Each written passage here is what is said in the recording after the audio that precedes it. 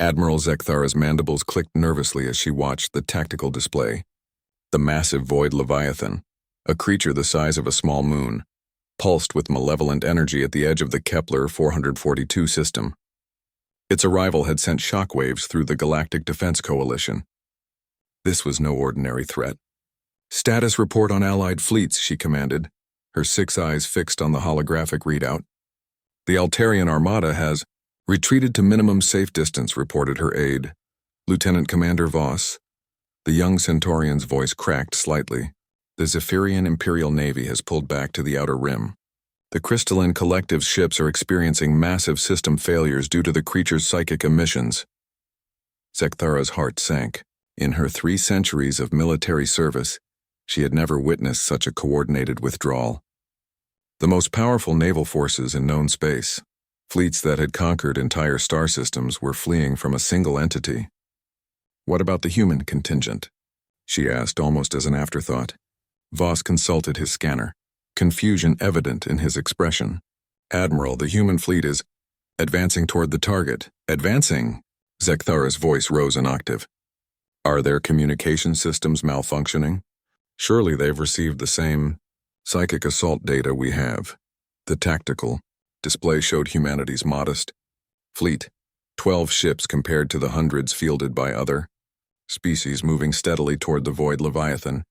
Unlike the sleek, elegant vessels of other civilizations, human ships looked like flying junkyards, blocky, utilitarian, and covered in what appeared to be improvised modifications. "Incoming transmission from the human flagship," Voss announced. "Put them through," Zekthara ordered. The holographic projector flickered to life, revealing Captain Sarah Chen of the UES Indomitable. The human looked remarkably calm for someone flying directly toward certain death. She was casually sipping from a steaming cup of some brown liquid. "Admiral Zekthara," Chen said with a slight nod. "Beautiful Tuesday we're having out here." "Captain Chen," Zekthara sputtered, "you need to withdraw immediately. Our xenobiologists estimate that creatures' psychic output could drive entire crews insane. The gravitational distortions alone should be tearing your ships apart." Chen took another sip of her beverage and shrugged. "Yeah, we're reading some interesting numbers on our instruments, and Johnson in engineering says the gravity well is about as nasty as the one we dealt with near Titan last month. As for the psychic stuff..." She paused to press a button on her command chair. Suddenly the transmission was filled with what could only be described as aggressive human music, something with guitars and shouting.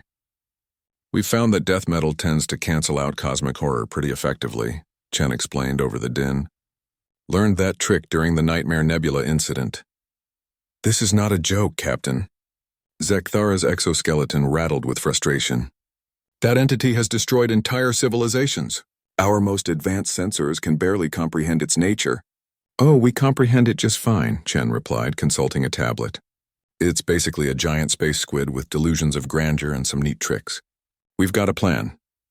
Before Zekthara could respond, the human ships began to execute what appeared to be the most insane tactical maneuver she had ever witnessed.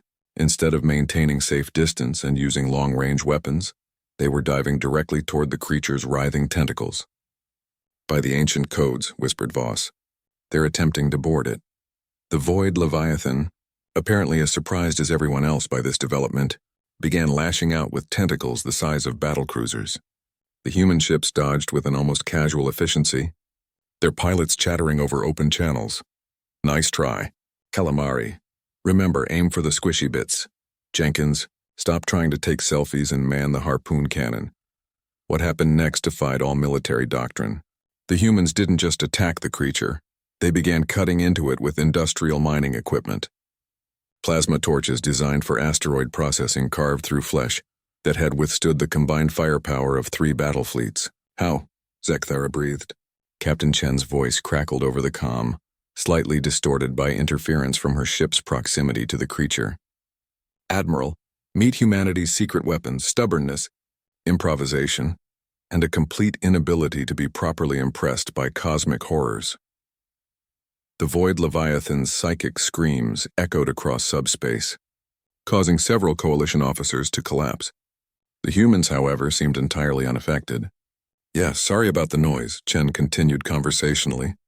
But when you've survived Monday morning commutes in New York traffic, existential dread from interdimensional beings just doesn't hit the same way. Within an hour, an impossibly short time by any military standard, the void, Leviathan was not just defeated, but actively being dismantled by human salvage teams. Waste not, want not, Chen explained when questioned. That thing's got enough exotic matter to power Earth for a decade. Plus, Maria in the xenobiology department is really excited about the tissue samples. As the human fleet began the methodical process of harvesting their kill, Zekthara found herself reconsidering everything she thought she knew about warfare. "Captain Chen," she transmitted, "how do your people remain so composed in the face of the impossible?" Chen's laugh crackled over the comm. "Admiral, last Tuesday we dealt with a tax audit, a toilet that wouldn't stop running, and my neighbor's karaoke party. Compared to that, one oversized space monster barely registers as an inconvenience." Zekthara stared at the tactical display, where human ships were now towing chunks of cosmic horror back toward their processing vessels. She made a mental note to recommend immediate diplomatic negotiations with Earth's government. If this was what humans considered a typical Tuesday, she desperately wanted them as allies before they encountered something that might actually challenge them. The thought of what humans might accomplish on a weekend was genuinely terrifying.